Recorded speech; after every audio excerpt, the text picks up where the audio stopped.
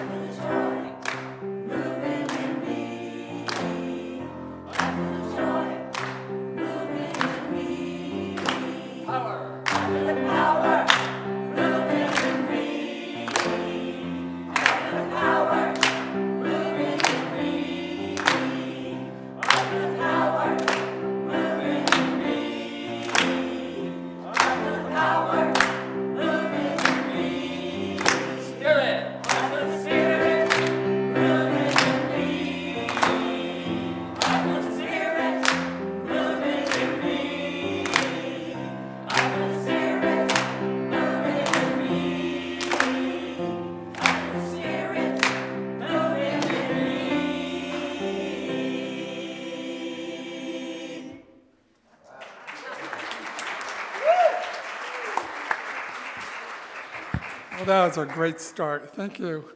I'm here on a Thursday night for classes, and that's when the choir practices. And it's so much fun to hear them laughing and also being serious, but totally just having a great time. And it's really a good bonding experience. So if you want to join the choir, just see Morgan. Yeah. It's pretty cool. So we're going to invite the children up, and we'll sing them out to the cottage.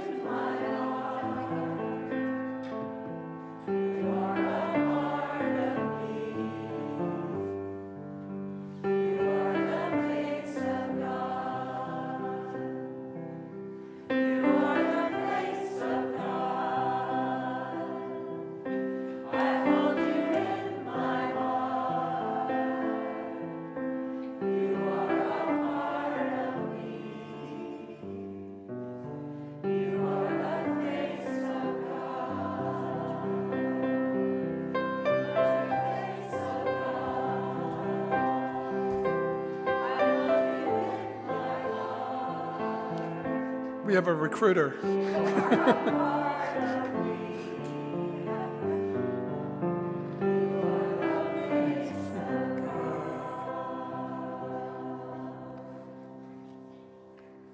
Very sweet. Well, welcome. I'm Charlie Bourne, today's practitioner in service, and also in service is Reverend Dr. Mary, and we have Shirley Wade, and we're available for prayer support after service. And I'd like to thank the ushers and greeters for being here. We got Doug and Ronnie. We have Lindy in the sound booth. And we have Lori in the office, so you can see any of us if you have any questions. And we have Marty on the board desk. And so we do have some announcements where I know you're just going to have to go to Marty and ask her more information. But if we have anybody new today that would like an information packet, just boldly raise your hand or just gently pick one up on the way out. And we have somebody right there. Thank you. That was bold. Good for you. Thank you for being here. And then we have somebody else too in the back. So if you'd like to have a tour of the grounds and know more about our center, just see any one of us who look like we know what we're doing, and we'll take you around. So we're going to move into some announcements. And first, I'm going to have Steve Shims come up, and he's got a few important announcements. And I forgot to mention, we lit the candle here by the bell, and that's to invite in consciousness the new minister to our center at the right and perfect time. And so we do that every Sunday. And we also have a community prayer that's on the board desk that you can take home with you. Steve?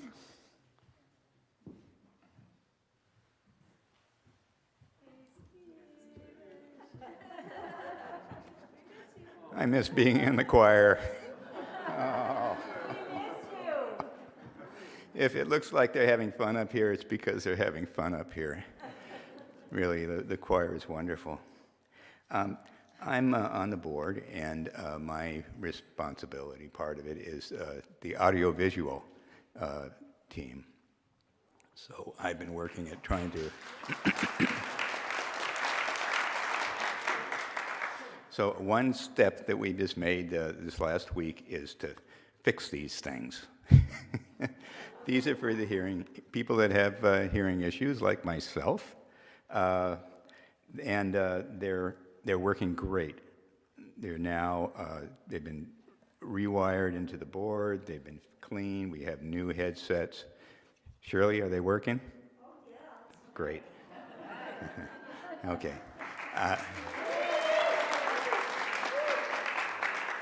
So I notice that the rest of them have been picked up. I've got one more here. If anybody wants it, I'll give it to you on the way down.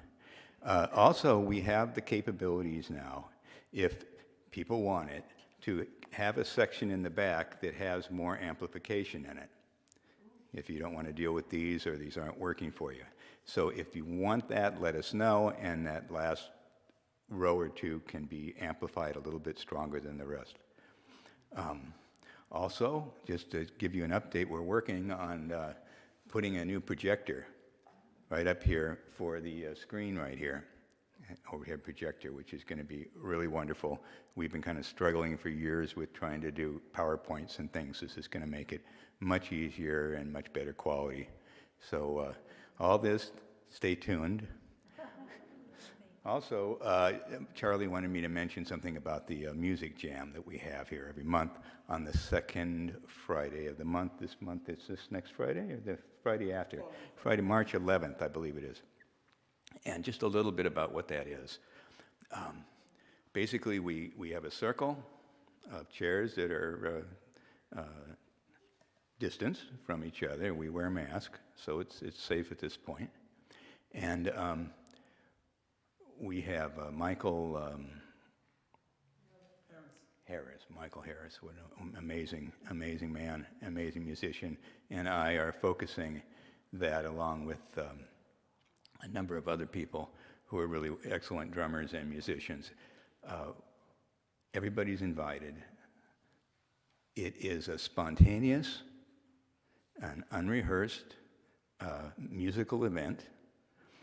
What happens stays here.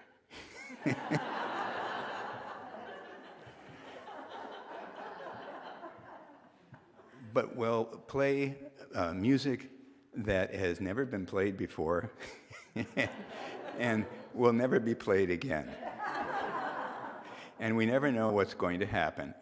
It started out being just drums and percussions, but now we have other instruments coming in, And so it's really been a wonderful adventure, because we really don't know what is going to happen, but every time we get together, something very special musically happens that everybody is a part of. And it's a wonderful exercise in relaxing and listening and trusting your intuitive ability to be able to make a statement to contribute to the whole. It's a very fascinating spiritual practice, and you're all welcome. Thank you.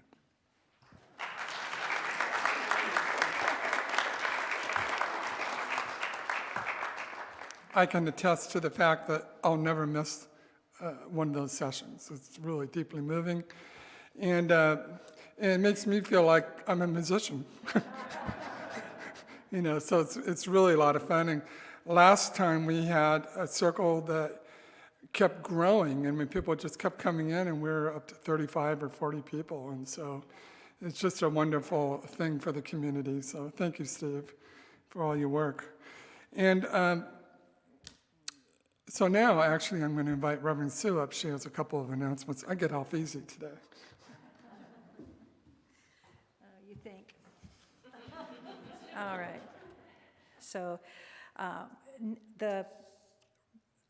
we've been waiting for this workshop with Reverend Kat Cox, and on March 5th, so it's just around the corner now, Discovering the Guidance in Your Dreams. She spoke here a couple of weeks ago, and she's going to join us to help us unpack the meaning of our dreams and get a deeper understanding of some of the messages that are coming through to each one of us in Dream World.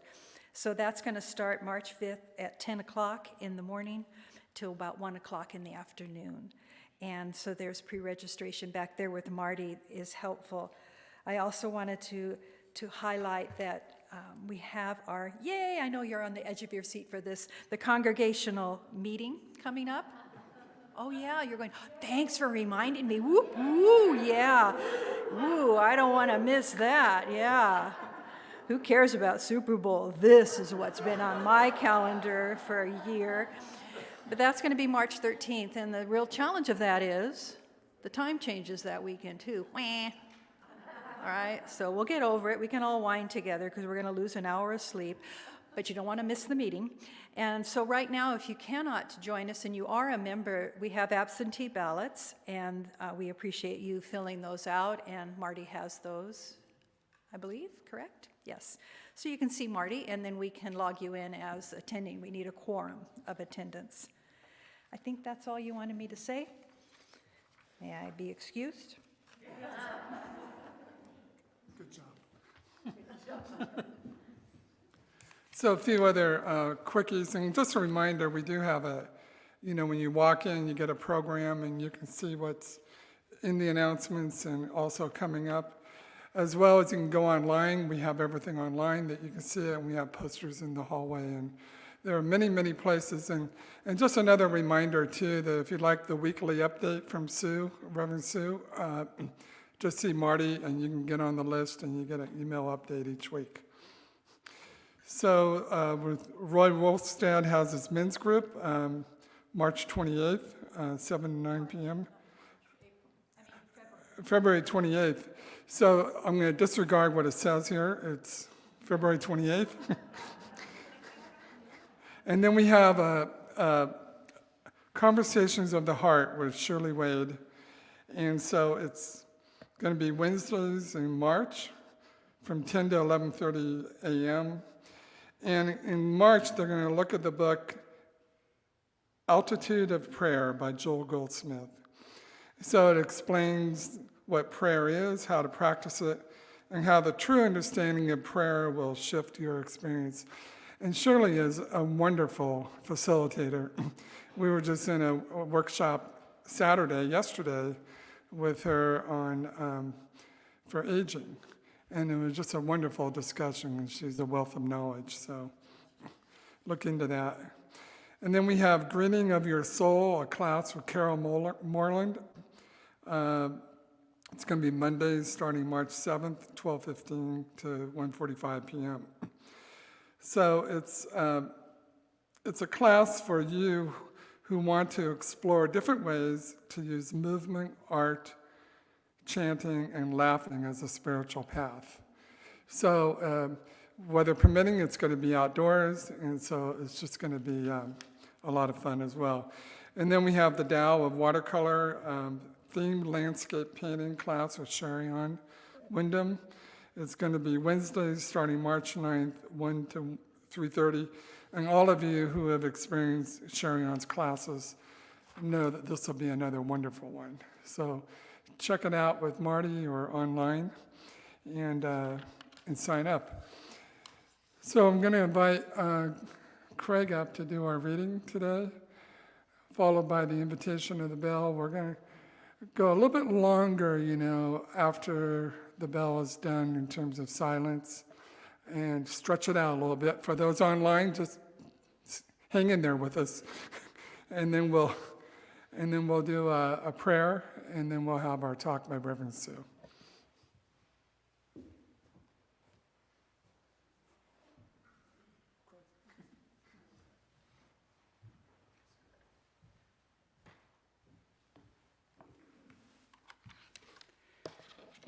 The Ultimate Fear Buster is the talk title today. This is the beginning of a new understanding and a new dream. Use your imagination, and a tremendous thing will happen to you. Imagine that you have the ability to see the world with different eyes whenever you choose to. Using your imagination and your eyes of perception, I want you to see yourself living a new life, a new dream. Imagine that you have permission to be happy and to really enjoy your life. Imagine living your life without fear of expressing your dreams. Imagine living your life without judging other people. Imagine living without the fear of others judging you. Imagine living without the fear of loving and not being loved. Imagine living your life without being afraid to take a risk and to explore your life. Imagine that you love yourself just the way you are. This way of life is possible, and it is in your hands. Moses called it the Promised Land. Buddha called it Nirvana. Jesus called it heaven. And the Toltecs called it a new dream. These are the words of Don Miguel Ruiz in the Four Agreements. And remember, fear is not of the present, but only of the past and the future, which do not now exist at all.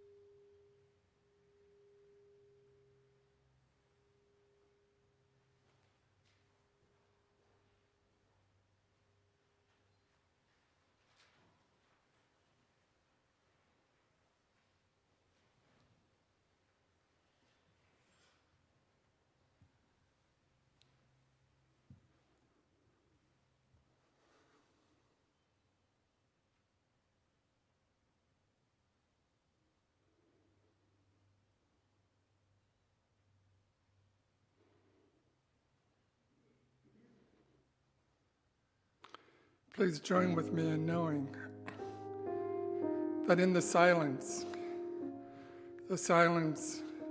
following the invitation of the bell, that I recognize Spirit. I recognize God. I recognize the presence of the One, everywhere present. And knowing and claiming that it flows through each and every one of us as us in the most beautiful and unique expression of who we are. And with this, understanding there's a connection. You can visualize the connection between each and every one of us, the God thread moving and connecting us all.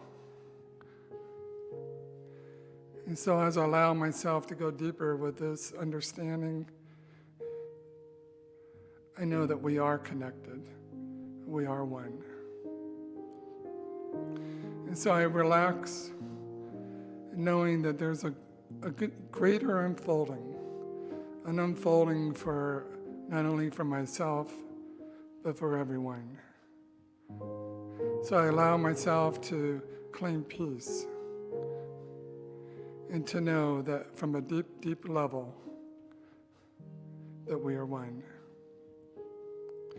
So I open with an understanding and an openness to the words of Reverend Sue today as she shares her vision and her download of spirit into her own words as she delivers her powerful message today. So I give thanks for this community, for this place to come together and to be able to share with an open heart and an open mind and have dialogue so that we grow together as a community and allow that to move out into the world, starting with each and every one of us. So it is a blessed day, and we give thanks. So I release these words and this prayer into law, knowing full well it is so, and together we say, and so it is. Reverend Sue.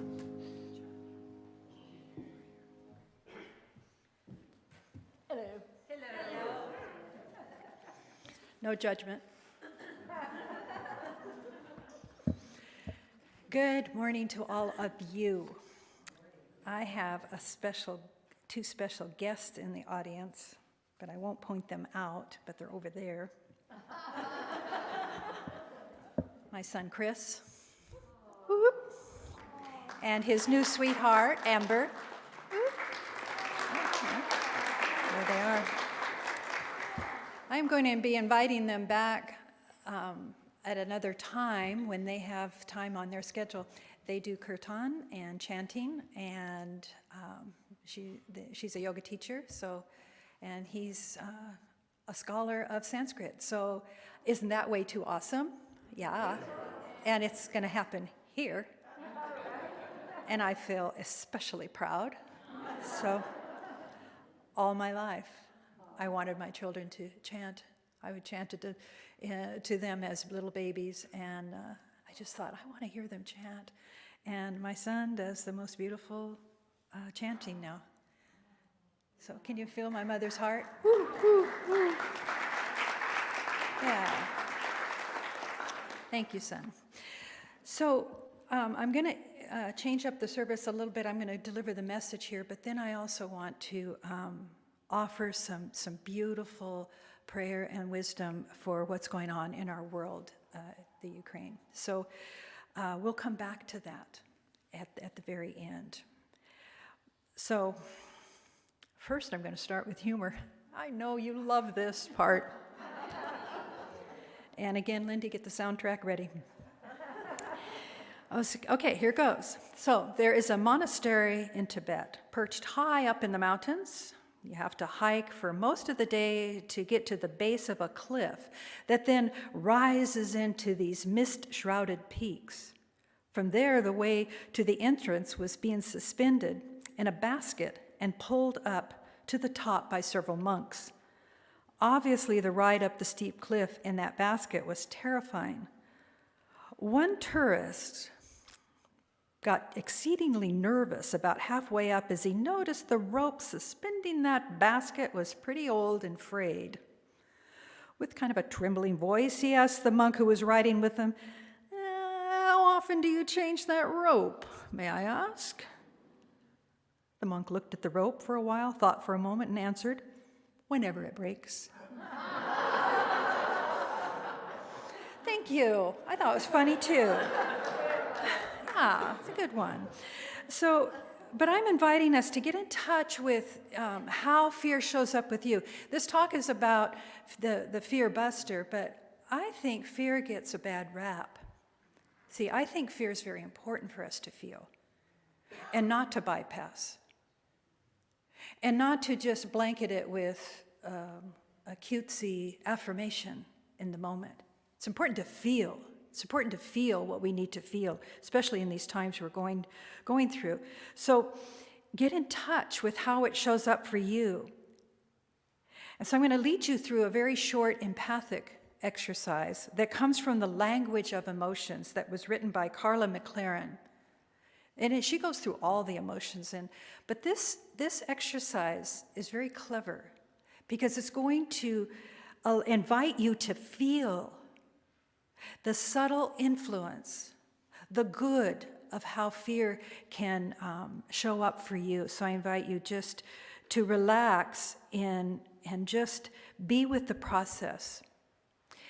And try to just kind of zone your eyes. You can keep your eyes open, but just kind of zone your eyes on something that's nondescript.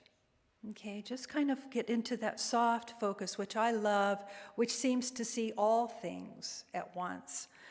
But you're just kind of focused into that gaze of being, that quiet, safe place, and get very comfortable. And then lean your body forward just a slight bit, just ever so slight. The eyes are still open. Now, I'm not going to jump in front of you and yell boo or anything, so stay relaxed. There's nothing frightening that's about to happen. Just release any idea there and be very present, leaning slightly forward with that sweet gaze going. And it helps you to start listening to the quietest sound around you. You want to keep your shoulders relaxed away from your ears. You want to relax your jaw so that the area around your ears has more space to hear.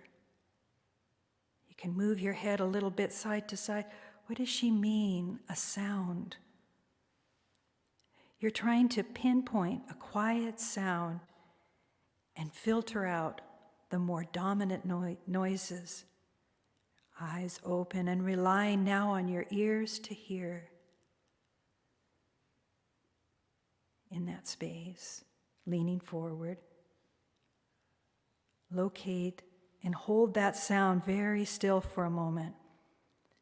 Feel as if you're moving towards that sound. Can you clear your mind of anything else but that sound? This is what Carla McLaren refers to in the language of emotion, free-flowing, healthy fear. Not so spooky, is it? Not so frightening, is it? It's allowing you to soften. In her words, she said, nothing more or less than your instincts and your intuition. When you need this emotion, your free-floating fear becomes your power to focus you and all your senses. So we pulled way back, didn't we? We pulled way back. No story. No story needs to be applied here. It's just an emotion, a free-floating fear. And we learn to trust that, and we realize I can scan any situation with this ability, with this power of my instinct and my intuition. I have that power to focus and scan. And at the same time, I can be aware of my storehouse of memories that might lead me to my now new ability, my new clarity to respond to what is effectively. She says the goal is to know this emotion, to keep you focused, capable, and guided by your intuitive component. What's that intuitive component?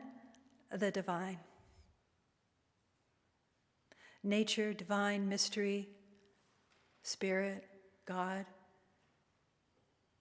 It is part of who we are, and accessing this and remaining calm in the face of fear as it starts to escalate and it starts to quicken our heart.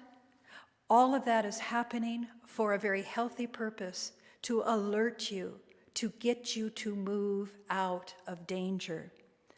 So I want you to take a breath with that, releasing that invitation to do that, and go just another little bit of a direction with this. Now, have you watched those YouTube videos where there's a road bike cam shot?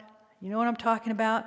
The person's riding right there on the edge of a trail with steep cliffs on each side. It's just a single, I get even talking about it.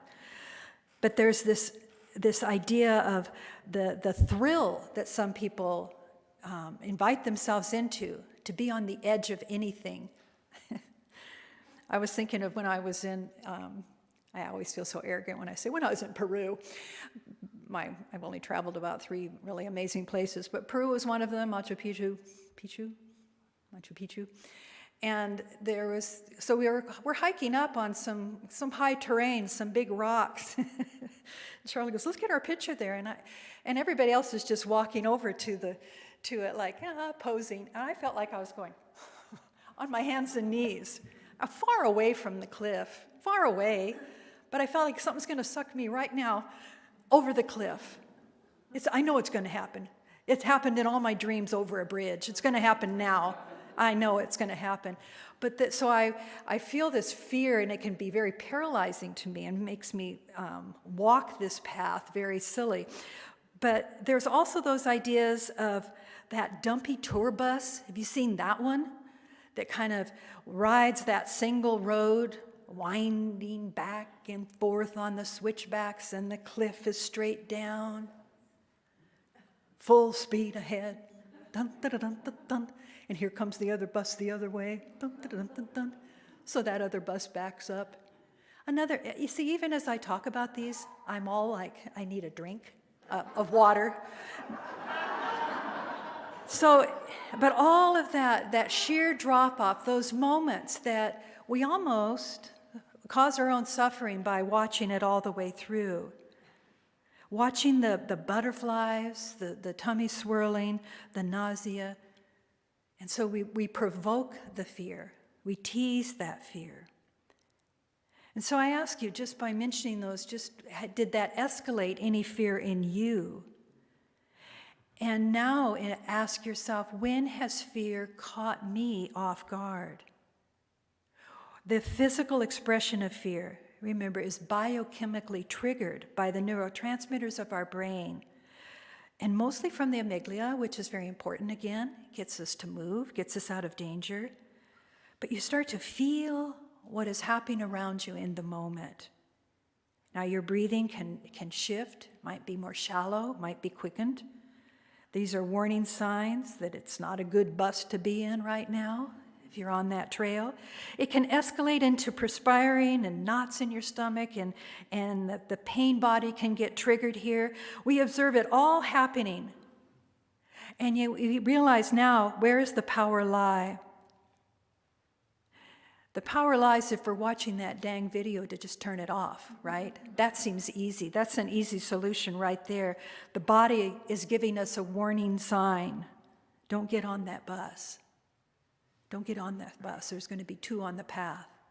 And so we realize, because we're alert, because we leaned into fear, and we listened, and we allowed our behavior to lead us into the right and healthy direction. There's some place in our subconscious that we acquire some of these dramatic responses to just the scenes. We can be on the edge of our seat in a spooky movie as well, ready to jump out of our seat. And so we look at all of these forms and the ways that fear can show up in our experience. So, and then here's when you come to somebody and you realize that the fear has escalated to a point where now you are flipped into, and these are all the different arms of fear: anxiety, worry, tension. Those are all buckets and arms of fear. But the fear itself is innocent. And it's in those times when we are really deeply engaged in fear, and it's now causing us anxious states, post-traumatic stress syndrome. I'm not making light of that. These are all real feelings that we have.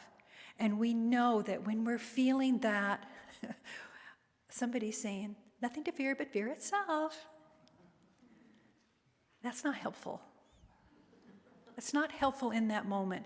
Those are helpful when we're trying to sit in meditation, when we feel very safe, and we're allowing that to go deeper and deeper. What does that mean to me? There's nothing to fear but fear itself. What does that mean to me?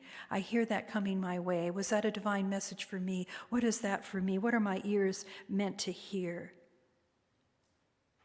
Just settle into your being until whatever is in the divine way, the intuitive, instinctive way that is calling you back into a space of safety, you find your way.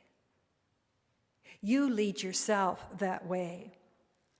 And we recognize, again, that this fear state can go into different kinds of moods. Like I said, the worry, the confusion, the panic, and even terror. And we can confuse ourselves. We can confuse ourselves that what we have going on is real, not escalated by our mind itself. And so those are the important moments. It has a message signaling us to consciously shift and to restore our focus, our resiliency, our resourcefulness, to tap in to intuition. Now, sometimes we can feel far away from our intuition, but it's right there. It's right there with your fear, with that knowing, and it's speaking its wisdom to you. So we can channel these emotions, and these emotions are coming from your experiences of consciousness. In other words, the emotion is a mental reaction subjectively experienced. See, that was a heady sentence. That's why I stumbled on it. That's a little bit of Earnest Holmes there. Look at what is lying in your subjective experience, and then it becomes a felt experience through your body. And Earnest Holmes says this: if you could see the object of your fear until you really understand it, it would no longer exert any effect on you. If you could see the object of your fear until you really, really understand it, it would no longer have any effect on you. You can do this to the degree where you become aware that you are divinely guided and protected always. Always. God is greater than all that I could even mention. And when we realize that, it is eliminated from our consciousness, he goes on to say. He reminds us to look for this guidance, look for this protection, and establish our understanding that this is my definite way. This is where I'm going to stand my ground in the greater truth, in the divine knowing. In the Glossary of Science and Mind, fear is the antithesis of faith. It is the negation of trust. Like faith, fear can be conscious or unconscious, again, into that subjective mind. And if it is to be eliminated, it must be eliminated from both our conscious experience, but then also go deep into our self-inquiry to dig up the roots in the shadow of our being. Where is this lying in my subjective mind, in the places I cannot see? Why am I so afraid? And you just start with that question, and love guides you. Love will guide you. Love will show up in the form of a wonderful book, a friend will call, an email, a YouTube, a message from a friend, a phone call. It'll show up in so many different ways to reach out. I am with you always. The divine speaks, I am with you always. I am with you always. Back to Earnest Holmes in The Science of Mind, he says, faith is an attitude of mind that is so convinced of its own idea, it accepts it so completely that any contradiction of it is inconceivable and impossible. And before we can create such a mental attitude, there must be nothing in a subjective mind that contradicts our objective affirmation. So that's why if we haven't done the deep work, if we haven't taken those moments instead of just bypass them, drug them, take a pill, take a drink, eat some candy, whatever it is, if we don't bypass and try to smother out the fear without asking the questions, it brews inside of us and turns to the worry and to the anxiety. So Ernest is asking us to recognize there is a gift in fear to guide us, to access our intuition. When we do that, we have greater focus and clarity. There is an attentiveness that readies us for change. We allow our focus, our attention on the emotion of fear and prepare ourselves then to act. I think it's exciting when we realize I have the tools, I have my way. Because there's an intelligence in this fear. It wouldn't show up. It is a God-given gift. It wouldn't show up, and we can respect it. It will guide us to our core. If we allow ourselves to learn to operate from this free-flowing sense of grace in the fear that's flowing through, if we can allow ourselves to step back, we start to realize there's a deeper intention of what we are being called to experience. And we discover there is truly a gift here. But when we allow the worry and the anxiety to perpetuate and to impair our actions, we distance ourselves from trusting our fear, and we start to ignore the message, the call. The true nature of fear, remember, is to keep you safe. Those moments you dart your car, to keep you safe. The moment you walk into a dark alley without a flashlight, and you have this, go get a flashlight. Don't be stupid. You know, it's these moments where there's this call. Oh, I remember I was dating this guy, and I was all tough how brave I was about things, and I said, I don't have any fear. Bull. He snuck out when I was leaving, and he hid behind the bushes, and all he did was jump out and say boo, and I could have died right there. And I thought, well, so much, but you know, when you're 18, you think you know everything. Oh, I'm 18 now, I have no fear. And so these ideas of our own stories, our own way, now there's guidance. That's what my main takeaway here is, the guidance to get us to move and to act and to change our behavior in different circumstances.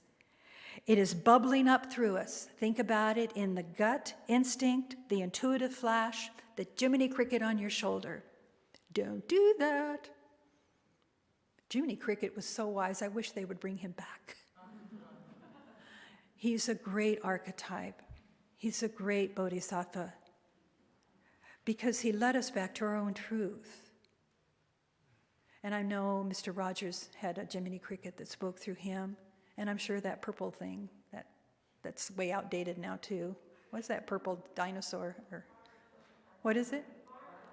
Barney. Just respecting Barney.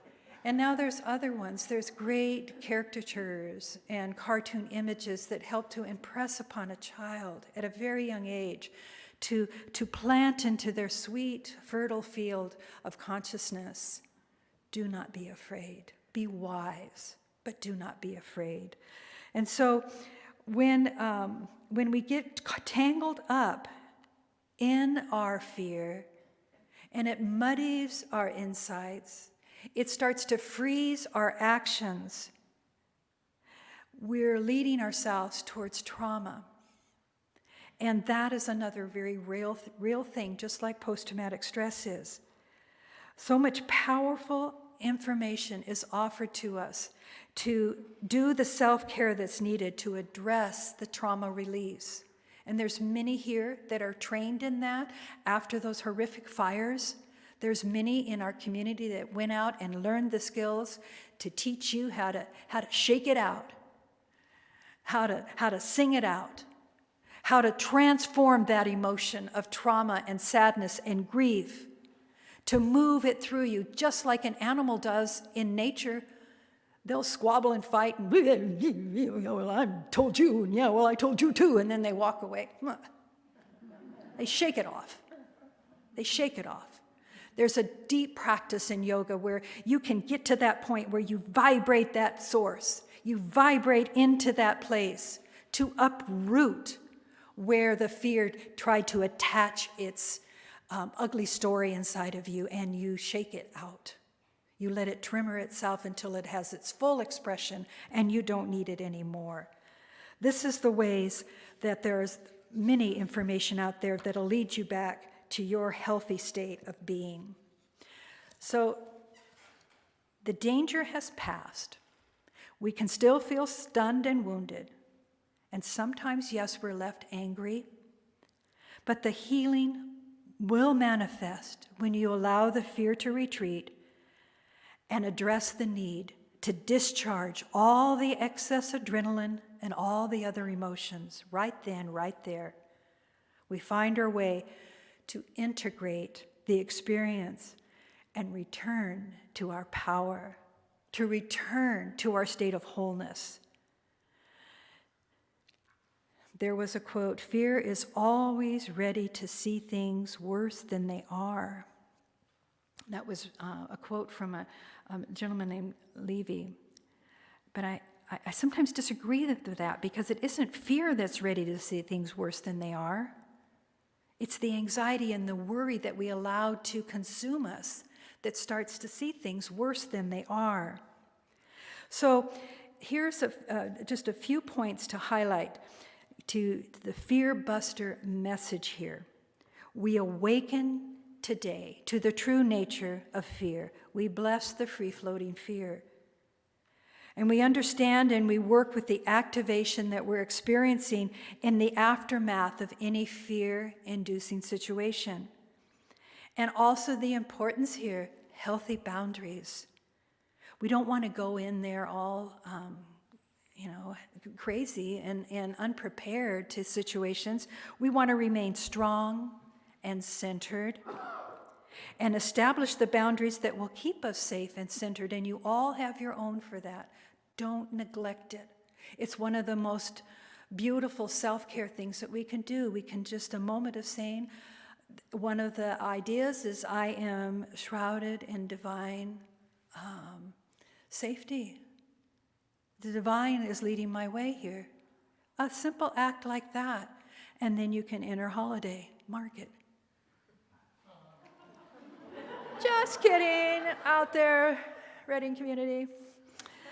Okay, but there's these moments where we realize we just kind of boppity-boppity-bop around without the self-care of doing the need of the self-protection, not out of fear, but just out of companionship with the divine, because it's usually the white divine light that we shroud ourselves with. So if we operate from a place of feeling fragile, worried, or broken, we're setting ourselves up to compound the resistance in finding our own way. You can define this space in a spiritual practice of prayer. Remind yourself that I am surrounded and I am one with the divine. Instinctively, you are ready, focused, and calm. I think of you, Peggy. we had a visioning this morning. And so there's the posturing that you can take to allow this to be your guide, to envelop yourself in divine grace. Recognize fear. Ask yourself to slow down and stop what you're doing and gather the resources for your next step. Breathe.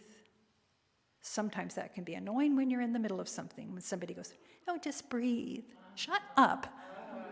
I don't want to breathe right now. I want to suffer a little bit longer here, and then I'll breathe. But it's all love. It's all love coming your way. And you ask yourself, okay, now I can breathe. Now that I'm through throwing a fit about what's going on, Now I can breathe because I put expression and I can release it. Your fear will tell you in no uncertain terms. Stand still, run, speak out, remain silent, duck, fade into the background here, walk forcefully now, move to the left, you look stupid. Go ahead and keep looking stupid, it's working. Downshift and swerve, yell, roll into a ball, protect your head here, hide your back, grab your book, grab your children and run, call 911 please. Listen carefully, slow your breathing. Or, don't worry, false alarm. You can hit back or you don't hit back. You can study, you can research before you commit. You can take a deep breath. You can dive in. You can go back home. I gave you all the answers. Yay, yeah, don't you feel confident?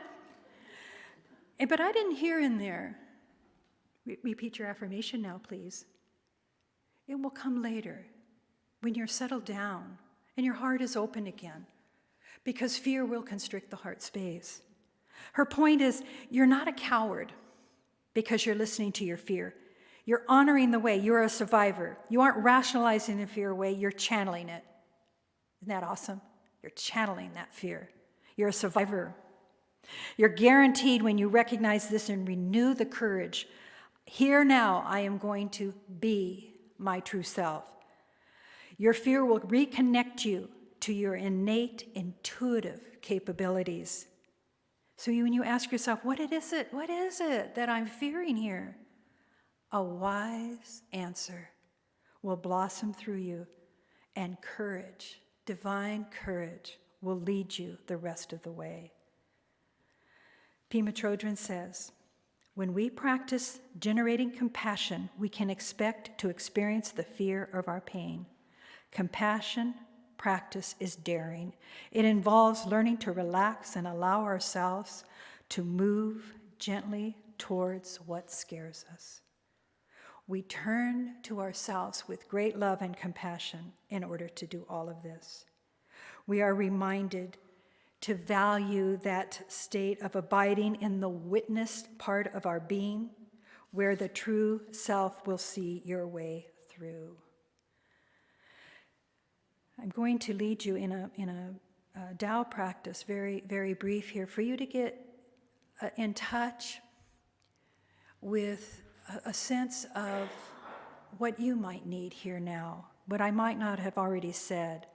Ken Wilber, your personal mind and body may be in pain, it may be in humiliation or fear, but as long as you abide in that witness of these affairs, as if from on high, they no longer threaten you, and thus you no longer are moved to manipulate them, wrestle with them, or subdue them. That's being in the witness state. What is the witness state?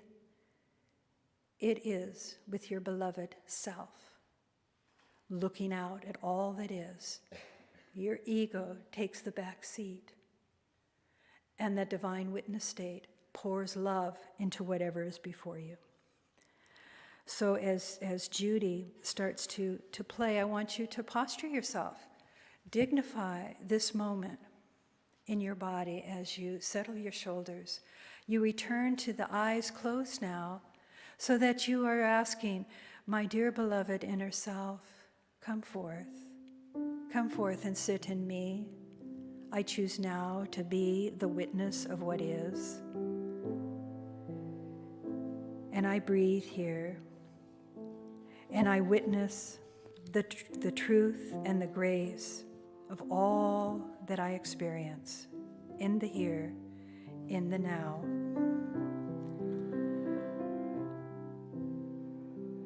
We breathe in this quiet place, going within and actually seeing ourselves in a clear picture. What am I doing? What am I feeling? With these words, with this conversation about fear, and what's the worst that can happen? What would it feel like? And what about the consequences? What's the worst that can happen? Can I handle it? what's worse than that? What if everything goes wrong? Can I handle it? What's worse than that? The worst thing I can imagine. Can I handle it? Can I handle it? Yes, I can.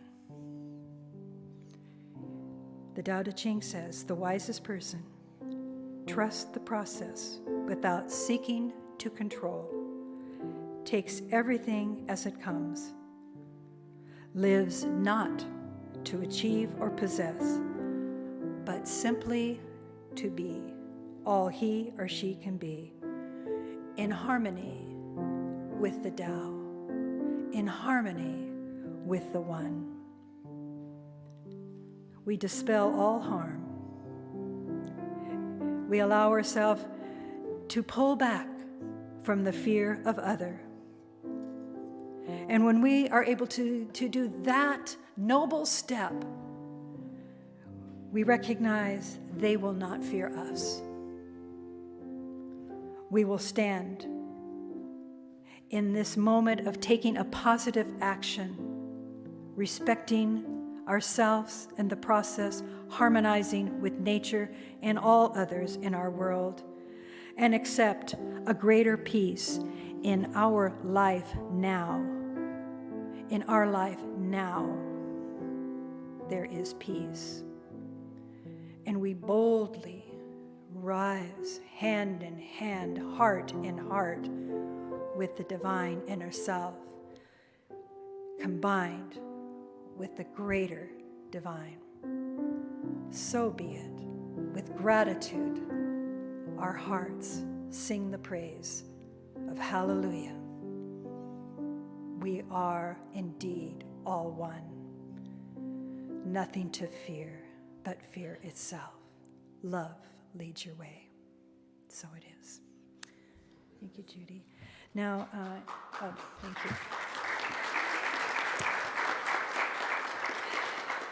you. Thank you for listening, because what this is going to lead into is what else I want to share with you. And this, I've spoken many times about Valerie Carr, and she's a Sikh woman who has a powerful platform right now. She's really a spiritual, social activist.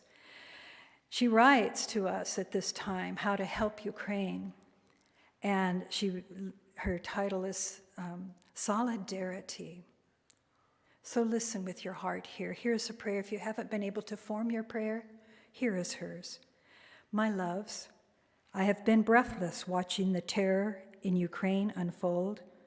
Russia's invasion comes in the midst of nearly a decade of escalating tension, violence, and antagonization. Since 2014, at least 14,000 lives have been claimed as a result of Russia's illegal annexation of Crimea and the persistent military presence. Now, to the people of Russia, we see you marching in the streets, risking arrest, bearing the cold, holding your signs high. No war. Your courage is a beacon. You show the world that Russia's leadership is not Russia's people. Only you have the power to stop this war at the source. Keep going, people of Russia. To the people of Ukraine, we see you walking to the sound of sirens, pulling your children from the windows, and preparing to protect all that you love. We tremble with you, and we wail with you. You are not alone. We are rising up in solidarity and sending you our prayers, our action, and our aid. To the children of Ukraine, when I told my son about you, he wanted to send you the prayer, Tateo Vao Na Laji. My grandfather sang this as a soldier in World War II. When the German air raids came at night, he slept on the ground, imagined the Sikh prayer as his shield. So tonight we closed our eyes and sang this prayer to you, Children of Ukraine, we imagined a shimmering gold shield around your homes and your families and you. The prayer means, the hot winds cannot touch you. You are shielded by love. So I ask all of us, what if we made a shield of love? What if this was the moment of an unprecedented number of people around the world who stood against war? What if we shifted collective consciousness so that never again would any government win support to start a war? What if our voices and songs and actions flooded Russia and Ukraine now, bringing aid and courage to change? We can choose to see no stranger, to see people of Ukraine as our family and the soldiers of Russia as the lost ones who can be called home. We can let the sight shape how we grieve and what we do. Each of us has a role. Just remember, my loves, we are tired, wired, and stressed from the pandemic, injustice, now war. So breathe and rest before you push, read, and learn before you respond. Revolutionary love is not the sacrifice of an individual, but the practice of community together. Courage, yours, Valerie. Thank you for listening to that. Thank you, choir.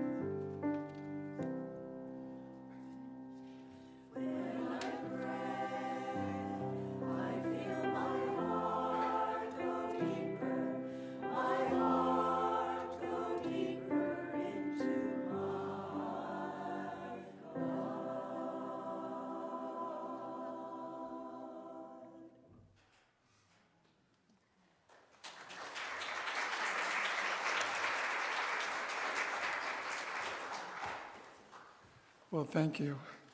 It's one of my favorite songs, and I don't know how you do it, but you always pick the perfect song after the title of the talk.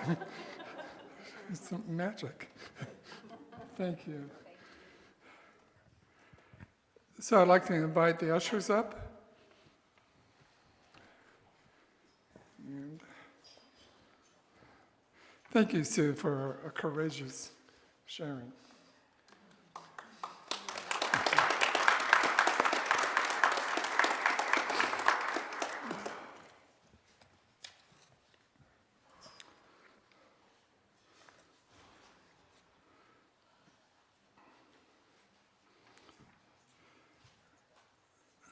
So I'm going to read an affirmation as we prepare to give the offering.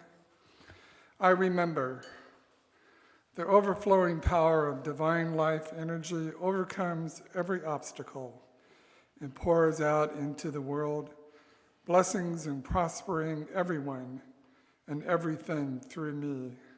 I radiate blessings, I radiate creativity, I radiate prosperity, I radiate loving service. Through my vision, the world is blessed. I am grateful for the abundance that is on the way and for the abundance I currently have. I share my good with joy, and so it is.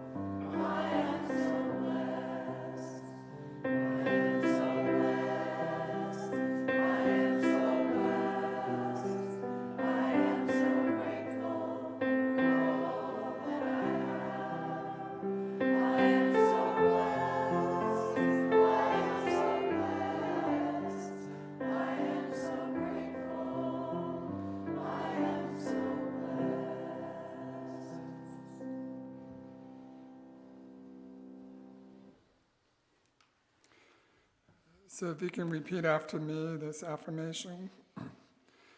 This day I recognize God.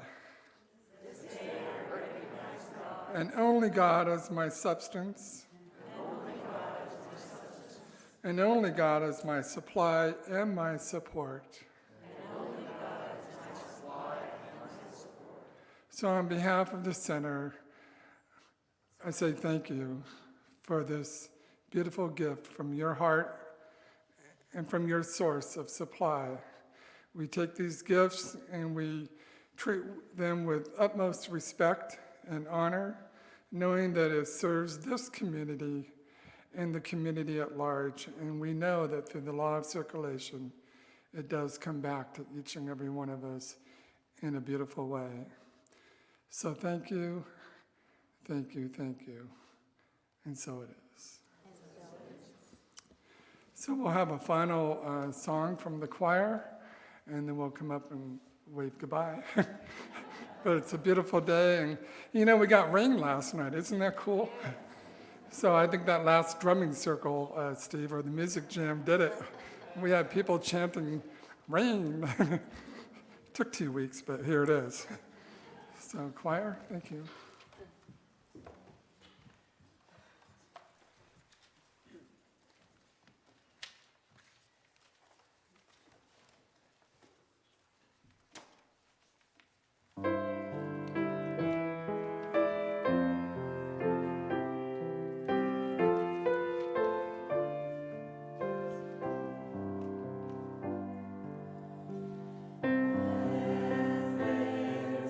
Peace on earth.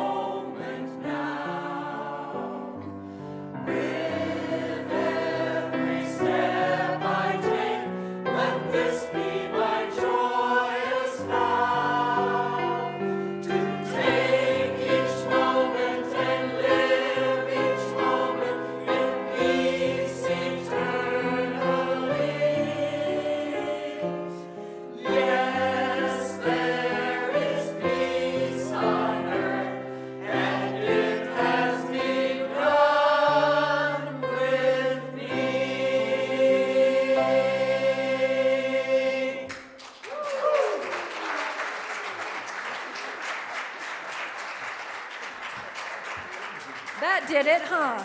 And that's a welcome home song. Yeah, let there be peace. Awesome, you guys.